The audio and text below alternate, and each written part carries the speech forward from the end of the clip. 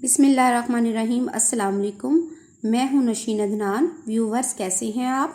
आज का हमारा टॉपिक कफ यानी खांसी के बारे में है। खांसी चाहे जितनी मर्जी पुरानी हो, किसी टोटके से भी फ़र्क ना पड़ रहा हो, तो आप इतना सा मूली का नमक लें, थोड़ा सा इतना सा मूली का नमक लें।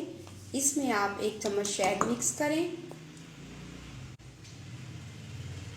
और इसको मिक्स करके आप रात को सोते वक्त खा लें और ऊपर से गर्म पानी का 1 गिलास पी लें। इससे आपकी खांसी दूर हो जाएगी। आप ये 2-3 दिन ट्राई करें। अगर आपको मेरी ये वीडियो पसंद आए तो लाइक करें और शेयर करें और चैनल सब्सक्राइब करना मत भूलें। अपना ख्याल रखें, खुश रहें। अगली वीडियो तक के लिए इजाज़त। अल्लाह हाफिज़।